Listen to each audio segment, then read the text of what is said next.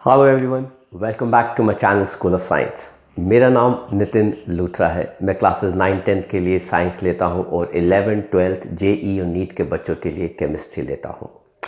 इसके अलावा, पढ़ाने के अलावा, मैं बहुत सारे बच्चों के एक्सपीरियंसेस के बारे में उनसे बात करता हूं। वो क्या क्या प्रॉब्लम्स फेस करते हैं, मैंने उस बारे में भी बच्चों से बात करी, उन्होंने मेरे से शेयर किया। इन सब कलेक्टिव इंफॉर्मेशंस को मैंने पैक करके हमारे बच्चों के लिए बहुत सारे वैल्यू एडेड सेशंस भी बनाए हैं। मैं अपने पिछले 21 सालों के एक्सपीरियंस को, टीचिंग का और बच्चों से जो मैं बातचीत करता हूं, मीट करता हूं, उनके बिहेवियर्स को पढ़ने के बाद इन वैल्यू एडेड सेशंस को मैंने बहुत सारे दिल्ली के टॉप स्कूल्स के अंदर कंडक्ट भी करा है और मल्टीपल टाइम्स कंडक्ट किया है। सेशंस जैसे time management, expectation management, stream selection, career counselling, how to attempt question paper and crack the board classes 10th और 12th के लिए सेशंस कंडक्ट किए हैं। ये सारे वैल्यू एडेड सेशंस मैं आप लोगों के लिए भी जरूर अपलोड करूंगा, पर सही समय आने पर। मेरे लिए फिलहाल जो बहुत जरूरी है, जो बच्चों की डिमांड है, वो है आपको एक अच्छा कंटेंट डिलीवर करना, और वो भी बहुत ही सिंपल लैंग्वेज के अंदर। तो इसीलिए ज्यादा टाइम वेस्ट ना करते हुए चलिए हम बात करते हैं हमारे क्लास 12th की केमिस्ट्री का, इनऑर्गेनिक की केमिस्ट्री का चैप्टर कोऑर्डिनेशन कंपाउंड के कंटिन्यूएशन लेक्चर के बारे में। इसके पहले कि हमने सारे लेक्चर्स अपलोड कर दिए हुए हैं, और आज हम बात करेंगे दो टॉपिक्स की। एक, हमारे पास क्या आएगा, कॉम्प्लेक्सेस के कलर्स कैसे आते हैं, और दूसरा जो हम बात करेंगे वो है इन कॉम्प्लेक्सेस की स्टेबिलिटी कैसे है, कि क्या ये कॉम्प्लेक्सेस स्टेबल है कि नहीं है। तो शुरुआत करते हैं, हम आज बात करेंगे कॉम्प्लेक्सेस की कलर्स की। जैसा कि आपने छोटी क्लासेस में भी पढ़ा है कि कलर क्यों निकलता है। जब किसी भी कंपाउंड या एलिमेंट या फिर कॉम्प्लेक्सेस के पास अनपेयर्ड इलेक्ट्रॉन्स जो होते हैं, वो सराउंडिंग से, मतलब सराउंडिंग में लाइट देने वाला सिर्फ सन ही है, तो सनलाइट से वो क्या करते हैं, एनर्जी एब्जॉर्ब कर लेते हैं। जो एनर्जी वो एब्जॉर्ब करते हैं, जिस पोर्शन को वो एब्जॉर्ब करते हैं, वो तो उनके पास रह जाता है, जिसको लेकर इलेक्ट्रॉन एक्साइट कर जाता है, जंप कर जाता है to a higher energy level. लेकिन उस पोर्शन में से जो एनर्जी बचती है, हम बात कर रहे हैं विजिबल पोर्शन की, क्योंकि पूरे सनलाइट के स्पेक्ट्रम का हम सिर्फ विजिबल पोर्शन ही तो देख पाते हैं, राइट। तो उस विजिबल स्पेक्ट्रम का अमाउंट ऑफ एनर्जी जो भी वो एब्जॉर्ब कर लेगा, वो उसको लेकर तो इलेक्ट्रॉन जंप करके एक्साइट कर जाएगा। लेकिन जो एनर्जी बच जाती है, वो जब रिलीज होती है, तो वो अगर हमारे विजिबल रीजन में फॉल करती है, तो वो कॉम्प्लीमेंट्री कलर देती है। हम आपको कुछ एग्जाम्पल्स के बिहाफ पे इनको एक्सप्लेन करने वाले हैं। तो शुरुआत करते हैं हम हमारे पहले एग्जाम्पल के साथ, जो हम ले रहे हैं इस कॉम्प्लेक्स का।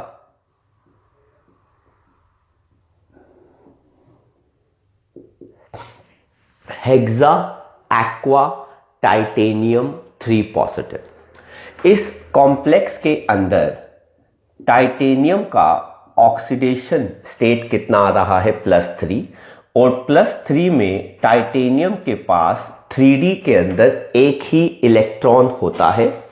और अगर मैं इसको T2G और EG के रिस्पेक्टिव बताऊं, तो हमारे पास ये आ गया T2G, और ये हमारे पास क्या आ गया, EG।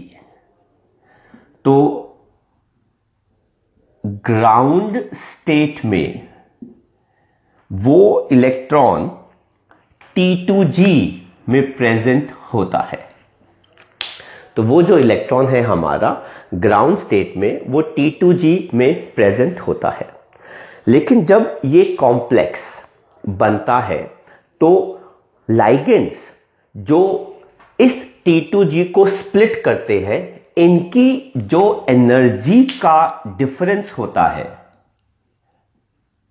Crystal field splitting energy का जो डिफरेंस है ऑक्टाहेड्रल कॉम्प्लेक्सेस के अंदर, ये एनर्जी जो है वो हमारे फोटोन की विजिबल स्पेक्ट्रम से मैच करती है, मिलती जुलती है। इस रीजन की वजह से इन कॉम्प्लेक्सेस के क्या आते हैं, कलर आते हैं। तो जो हमारी विजिबल लाइट की रेंज है, क्योंकि हम सब ने छोटी क्लासेस में पढ़ा है, क्लास 11th के अंदर, energy is inversely proportional to wavelength, Planck's quantum theory. तो अगर हमारे पास विजिबल रेंज की जो वेवलेंथ है, तो वो वेवलेंथ जो है वो किसी ना किसी एनर्जी के साथ एसोसिएटेड है, और जो क्रिस्टल फील्ड की स्प्लिटिंग की एनर्जी जो है वो इस विजिबल स्पेक्ट्रम की एनर्जी से मैच करती है। तो इस रीजन की वजह से कॉम्प्लेक्सेस के क्या आते हैं, कलर।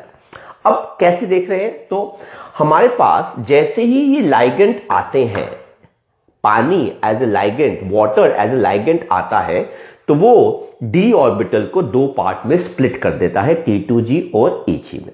अब ये कॉम्प्लेक्स सराउंडिंग से, सन की लाइट से, विजिबल स्पेक्ट्रम से या पूरे स्पेक्ट्रम से एनर्जी एब्जॉर्ब करता है।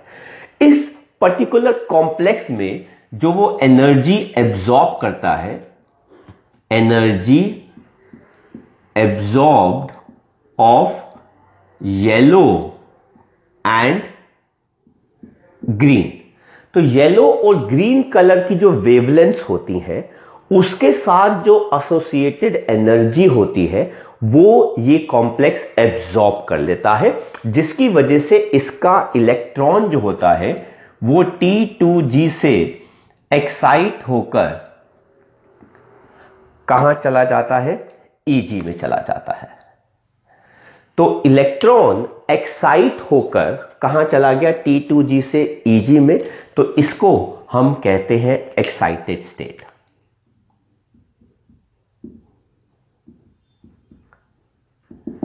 तो ये हमारा हायर एनर्जी स्टेट हो गया,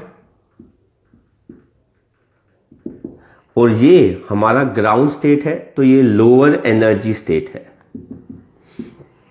तो अब जब इस इलेक्ट्रॉन ने विजिबल स्पेक्ट्रम के ग्रीन और येलो कलर्स को एब्जॉर्ब कर लिया, तो जो कलर बचता है या जो एनर्जी बचती है, जो कॉम्प्लीमेंट्री एनर्जी बचती है, उसको ये रिलीज करता है, और उस एनर्जी रिलीज की जो वेवलेंथ है वो रिलीज जो होती है, तो उसका कलर जो है वो क्या आता है, पर्पल।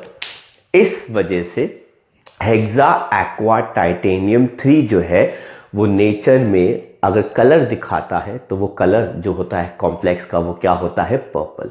क्योंकि कॉम्प्लेक्स हमेशा अपनी कॉम्प्लीमेंट्री एनर्जी जो होता है या कलर जो होता है वो रिलीज करता है। तो जिस पोर्शन में से जो अमाउंट ऑफ एनर्जी वो एब्जॉर्ब कर लेगा, बाकी तो उसको रिलीज करनी पड़ेगी। जो एनर्जी रिलीज होती है, कलर उसके बिहाफ पे काउंट होता है, क्योंकि उस एनर्जी को हम वेवलेंथ से मैच करते हैं, और इस कॉम्प्लेक्स के अंदर उस वेवलेंथ वाली जो हमारे पास आती है कलर, वो कौन सा होता है, पर्पल कलर होता है।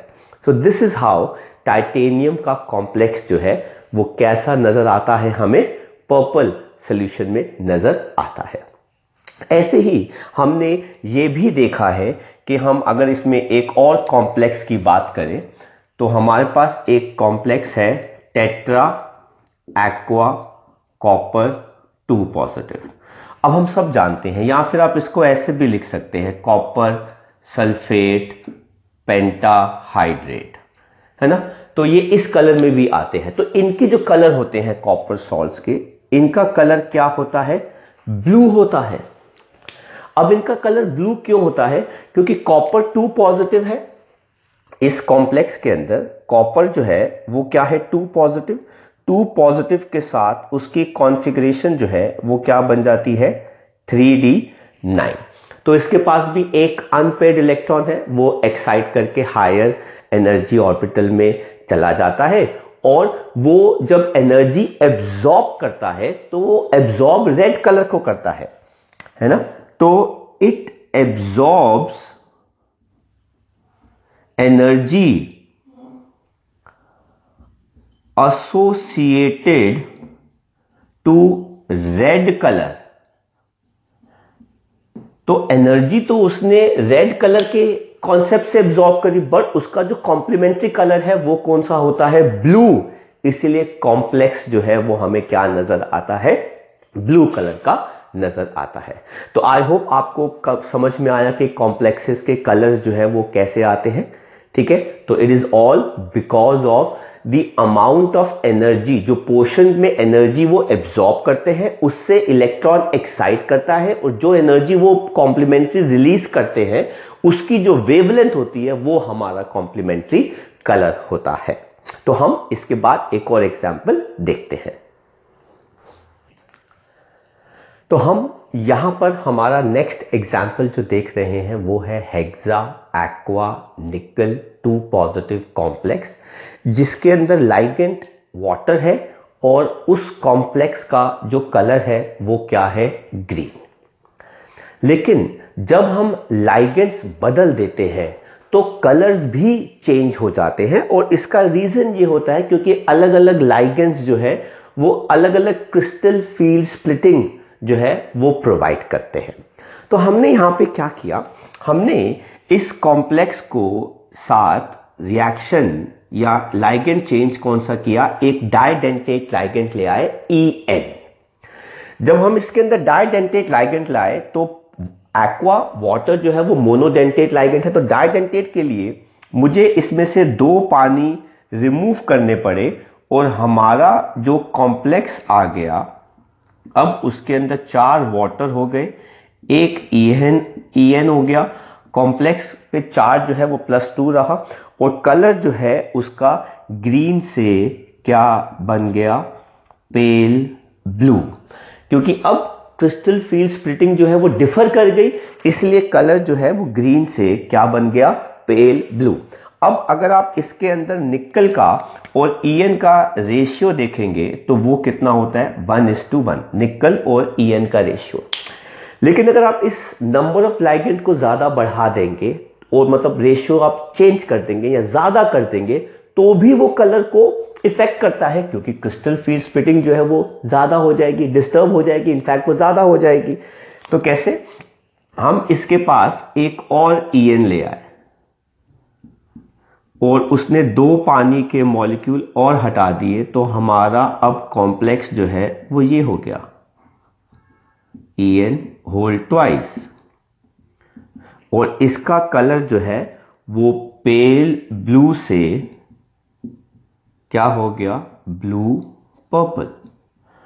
तो वो जो एनर्जी एब्जॉर्ब कर रहा है वो इनके कॉम्प्लीमेंट्री कलर्स की एब्जॉर्ब कर रहा है, लेकिन जो एनर्जी रिलीज हो रही है उस एनर्जी रिलीज की जो वेवलेंथ है, उस एनर्जी रिलीज की जो वेवलेंथ है वो इस रीजन में फॉल करती है, इसलिए इस कॉम्प्लेक्स का कलर जो है वो ब्लू पर्पल हो गया। आप फाइनली इसमें और En ऐड कर दीजिए, क्योंकि इस केस में तो अगर आप देख सकते हैं एक निकल है एक En है, तो रेशियो 1:1 है। इसमें एक निकल है और En कितने हैं? 2, तो रेशियो कितना हो गया? 1:2। और अगर आप इसके अंदर एक और En इंट्रोड्यूस कर देते हैं डाइडेंटेट, तो बाकी के दोनों पानी के मॉलिक्यूल्स भी हट जाएंगे और कॉम्प्लेक्स हमारा क्या बन जाएगा? ये। और इस केस में इसका कलर जो है वो क्या आ जाएगा? वायलेट आ जाएगा, और यहां पर रेशियो जो है इन दोनों के बीच में कितना हो गया? 1:3। तो जैसे जैसे आप strong ligand comparison to water, En is a strong ligand, तो जैसे आप स्ट्रॉन्ग लाइगेंड ला रहे हैं कॉम्प्लेक्स का कलर चेंज होता जा रहा है। रीजन इस वजह से क्योंकि क्रिस्टल फील्ड स्प्लिटिंग एनर्जी जो है वो इंक्रीज होती जा रही है, ज्यादा होती जा रही है, क्योंकि En जो है वो क्या है? एक स्ट्रॉन्ग लाइगेंड है, और इस वजह से अगर क्रिस्टल फील्ड स्प्लिटिंग की एनर्जी चेंज होगी तो बेटा वेवलेंथ जो है वो भी चेंज होगी, इस वजह से कलर्स बदल रहे हैं। तो आई होप आपको कॉम्प्लेक्सेस के कलर्स का कॉन्सेप्ट टॉपिक जो है वो समझ में आ गया। बहुत ही सिंपल है, ज़्यादा कुछ इसके अंदर डिटेलिंग नहीं है। जो हमने कंपाउंड्स, जो हमने कॉम्प्लेक्सेस पढ़े हैं उस वही आपसे वो पूछेंगे। तो हम शुरुआत करते हैं अब अपने अगले टॉपिक के बारे में। हमारा जो नेक्स्ट टॉपिक है वो है स्टेबिलिटी ऑफ कॉम्प्लेक्सेस। आपने कॉम्प्लेक्स बनाया, आपने मेटल को लाइगेंड के साथ अटैच किया, जोड़ा और कॉम्प्लेक्स बनाया। लेकिन व्हाट इफ अगर यही कॉम्प्लेक्स पानी में आप डालो और डिसोसिएट हो जाए, तो हमारा कॉम्प्लेक्स नहीं रहा, वो तो डिसोसिएट हो जाएगा। इसका मतलब है वो स्टेबल जो है वो नहीं है। हम चाहते हैं कि कॉम्प्लेक्सेस के अंदर मेटल और लाइगेंड के बीच में जो बॉन्डिंग है वो क्या होनी चाहिए, स्ट्रॉन्ग होनी चाहिए। एक एग्जाम्पल लेते हैं। हमारे पास एक कॉम्प्लेक्स है, ये देखिए, tetra amine copper 2 positive ions. इसको जैसे ही हमने पानी में डाला तो कॉपर 2 पॉजिटिव आयंस अलग हो गए और अमोनिया के मॉलिक्यूल्स जो हैं वो क्या हो गए, अलग हो गए। तो ऐसे केसेस में तो हम क्या निकालते हैं, डिसोसिएशन कांस्टेंट, जो हमने क्लास 11th में पढ़ा था इक्वी चैप्टर के अंदर। तो उस केस में डिसोसिएशन कांस्टेंट के कैसे निकालते हैं, प्रोडक्ट की कॉन्सेंट्रेशन अपॉन रिएक्टेंट की कॉन्सेंट्रेशन। तो यहां पे हमारे पास प्रोडक्ट में कौन आ गए, कॉपर 2 पॉजिटिव आयंस आ गए, अमोनिया कंपाउंड आ गया रेज टू द पावर 4 क्योंकि उसका स्टोइशियोमेट्रिक कोएफिशिएंट है, डिवाइडेड बाय हमारा कॉम्प्लेक्स। तो इसको हम क्या कहते हैं, डिसोसिएशन कांस्टेंट, जो हमने नाम कहां पे पढ़ा था, क्लास 11th के अंदर। और इसका एक और नाम होता है इनस्टेबिलिटी कांस्टेंट। और अगर ये डिसोसिएट कर ही गया तो इसका मतलब है कि हमारा जो कॉम्प्लेक्स है वो स्टेबल नहीं है। स्टेबल तो वो तब होगा ना जब मेटल और लाइगेंड के बीच में जो बॉन्ड बना हुआ है वो डिसोसिएट नहीं होता। हमको इस बॉन्डिंग को बनाना है, हमको इस कॉम्प्लेक्स को साथ में रखना है। इसीलिए हमको इस कॉम्प्लेक्स को कैसे पढ़ना चाहिए, ऐसे पढ़ना चाहिए कि मेटल और लाइगेंड्स आपस में कंबाइन करके क्या बना रहे हैं, कॉम्प्लेक्स। तो जब मेटल लाइगेंड आपस में कंबाइन करके कॉम्प्लेक्स बनाएंगे तो उसमें हम क्या निकालते हैं, बीटा, जिसको हम कहते हैं स्टेबिलिटी कांस्टेंट कहते हैं। तो ये हमारे पास कैसे आ जाता है, concentration of complex divided by concentration of metal के जो भी चार्जेस वगैरह आ रहे हैं, जो भी आयन वो बना रहा है, और लाइगेंड कितने आ रहे हैं, रेज टू द पावर 4। इसको हम कहते हैं स्टेबिलिटी कांस्टेंट। एंड हमको यहां से पता चलता है कि stronger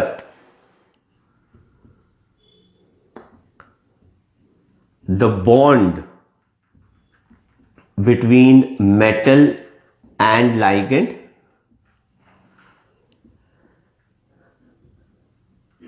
greater is stability constant and more stable is complex।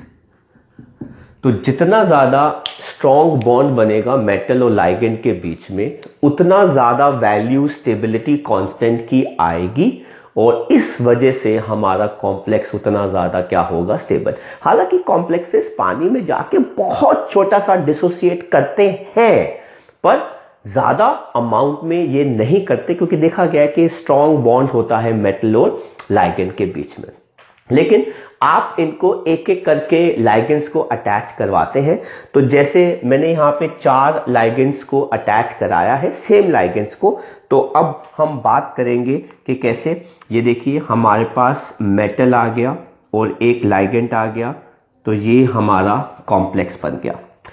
अब इस स्टेप के अंदर इसको हम कहते हैं स्टेप 1। तो इसका जो स्टेबिलिटी कांस्टेंट होगा वो हम कैसे निकालेंगे, बीटा 1। अब इसी कॉम्प्लेक्स के साथ हम एक और लाइगेंड लेकर आएंगे, तो उसके पास 2 हो गए, ये हो गया स्टेप 2 और इसको हम कहते हैं बीटा 2। देन हम इसी कॉम्प्लेक्स के साथ एक और लाइगेंड लेकर आ रहे हैं, तो वो हो जाएगा Ml3। ये हो गया हमारा स्टेप 3 और इसको हम कहते हैं stability constant third. And finally हमारे पास फोर्थ लाइगेंड आएगा और वो क्या बना लेगा, कॉम्प्लेक्स, और ये हो गया स्टेप 4, इसको हम कहते हैं बीटा 4। और इन सबको हम क्या कहते हैं, step wise stability constant. Step wise stability constant. तो अगर हमको ओवरऑल स्टेबिलिटी कांस्टेंट निकालना होता है, दैट इज बीटा एन, तो वो क्या हो जाएगा, आप इन चारों को ऐड कर देंगे। तो बीटा एन कैसे निकालते हैं, beta 1 into beta 2 into beta 3 into beta 4 and so on. इसको हम कहते हैं ओवरऑल स्टेबिलिटी कांस्टेंट। ठीक है, तो हमारा जो बीटा है वो क्या बन जाता है, ओवरऑल। इसको हम यहां पे भी लिख सकते हैं,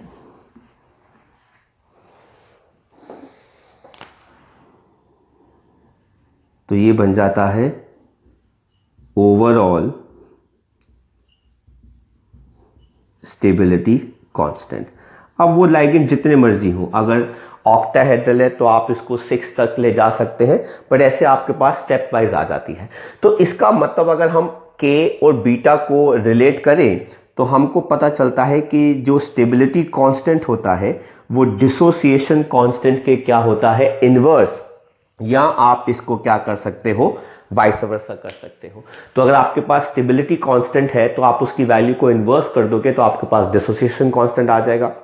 और अगर आपके पास किसी कॉम्प्लेक्स का डिसोसिएशन कांस्टेंट है, उसकी वैल्यू को रेसिप्रोकल कर दोगे या इन्वर्स कर दोगे तो आपके पास क्या आ जाएगा, स्टेबिलिटी कांस्टेंट आ जाएगा। तो स्टेबिलिटी किसी भी कॉम्प्लेक्स की डिपेंड करती है कि मेटल और लाइगेंड आपस में कितना स्ट्रांगली जुड़े हुए हैं।